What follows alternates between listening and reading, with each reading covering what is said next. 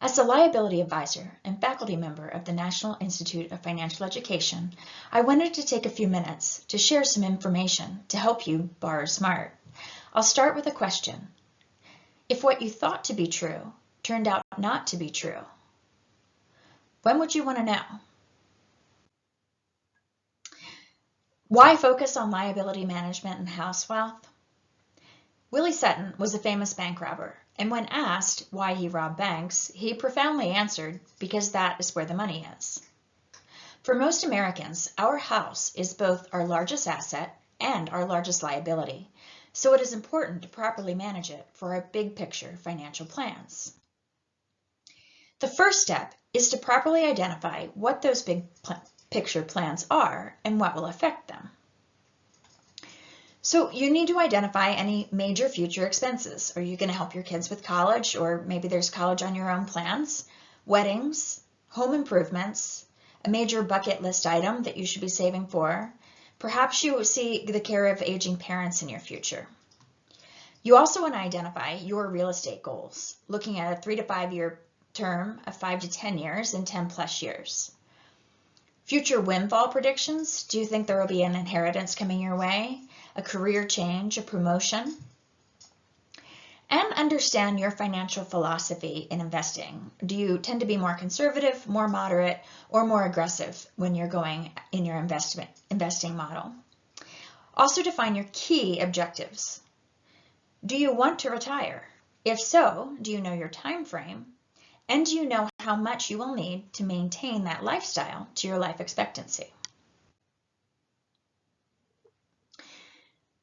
Always ask yourself, what is the highest and best use of my cash and cash flow? We all live lives of cash flow, but we need to be aware of 3 types of money. When thinking of there's of course lifestyle money, which is what we're living off of today and making today. Accumulated money, which is for lifestyle tomorrow. So any of our savings are going to enhance what we have to spend in the future. And then what we really have to think about is transfer money. Now, one of the things that we tend to hang up on is looking at the accumulated money and thinking of rate. But we really need to focus on what money we're losing inadvertently by transferring it away from us. There are 5 major areas of wealth transfers: mortgages, taxes, qualified plans, college planning, and major expenses, car payments, credit cards, etc. All of these need to be looked at. There can be good debt and bad debt in these. It's all about how we structure it, but they're very important things because of the sizability of them generally to really pay attention to. Now, on a little bit of a smaller scale of potential wealth transfer, one thing that it's important to do as you're going through your finances and looking at your regular cash flows, be aware of subscriptions. Right now, that's so easy to sign up for so many things. For most people, there's an awful lot of things you've signed up for at some point that you haven't used in a year or so. So anytime you're looking at your cash flows and you see one of those come up, or just go ahead and look through your year and see what you have, go ahead and transfer those out. It's an easy way to pick up some more money. We're always going to look at the key concepts of anything we're talking about. Any money decision, we are going to think about safety, liquidity, and return, and how all of these factor together, because even though they're separate issues, they all work together when we're talking about what to do with our money. Looking at the house and thinking about safety, this is the risk of loss of your money. And in general, historically speaking, houses are a pretty good, any kind of real estate has been a pretty good investment for the most part, but there are 4 threats that you want to consider. One is appreciation. Now, I know you're thinking, how in the world is appreciation a threat? That's what I want to have happen. But it can be. Appreciation is beneficial to you when you want to borrow money and now you have more available to you, or obviously when you sell the house. But if you're staying in a house long term and it has appreciated significantly, like has happened in a lot of areas, your taxes and insurance values going up can significantly and negatively impact your cash flow. So it's just something to keep in mind, to stay aware of. Depreciation, obviously. We don't want our house wealth to go down by the market values. Foreclosure, again, this is something obviously you being foreclosed on would be a risk, but also something to think about. Say a major employer in your area goes out of business and a bunch of people are put out of work. If they end up losing their houses, even if you weren't directly affected, their houses ending up on foreclosure sale can drop values in your area and again cause depreciation. And another place is lawsuit. Now, we do have some level of protection on our primary residence in Montana because it's called the Homestead Declaration. Now, this has to actually be filed, and it has to be filed before you ever need it. You can't run down to the courthouse once you've been served with lawsuit papers. So it's very important to make sure you have it in place on your home. Now, at KNIFE, we also have a course on Cash and Liability Mastery, or CALM. And this is a slide from that course, but I think it's important to include here. Again, under safety, it's important to make sure that we have set aside funds if we needed it in an emergency, loss of job, illness, etc. So there's always going to be our 30 days of cash flow, what we have coming in and what we have to spend each month in payments. When we look at what we're spending each month, we're going to want to take that number and multiply it by a 90-day period. And we're going to want to make sure we have that amount saved somewhere where we can access it.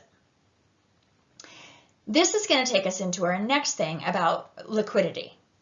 Now, before we get into liquidity, one more thing on safety I do want to include. With this time and the included appreciations we've had, one thing to think about is is your house currently insured for if you are already a homeowner and watching this. Make sure that you have your replacement costs at a value that would actually cover current building costs because they have gone up. So definitely reach out to your insurance agent and have that conversation. So again, we want to have our 90 days cash flow in a liquid place. So we'll talk about liquidity and what that means. It is the use and control of your money. Money inside of your house can only be accessed by selling the property or borrowing against it. When we look at this and compare it to other places we could have our cash or finances, obviously houses have a little bit of a liquidity issue unless you already have a line of credit in place on your property that you can tap into.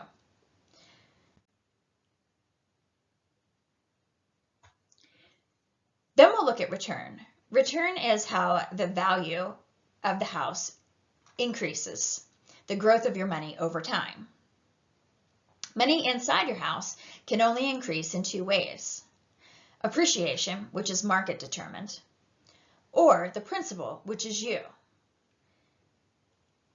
One thing to keep in mind, principal payments are balance sheet neutral because the money was somewhere. You are just moving it to locate it in the house.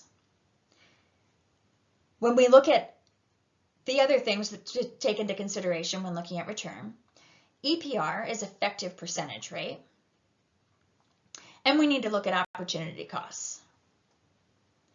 There are lots of ways to look at return, so let's have some fun with different illustrations because real estate is a big investment, and I want to give you the tools to make the best decisions. First, we'll look at opportunity cost. Let's say you had $400,000 in cash and you wanted to buy a house that was worth $400,000. You decide you're going to go ahead and take that cash and purchase the house. Now, because you've done this and taken out your savings, you think, well, I know if I were to finance the house, I would have a monthly payment. So I'm going to go ahead and play honest banker with myself and make those payments each month to save my money back up. So you looked up that the going rate is 7% in this case, and you say, if I had a 7% mortgage, my monthly payment would be $2,600. So I'm going to invest that every single month. And let's say, for sake of illustration here, you're investing it in a account that is making 7% return. So at the end of 30 years, you have just over $2.5 million. We'll compare this to if you had gotten a $400,000 mortgage.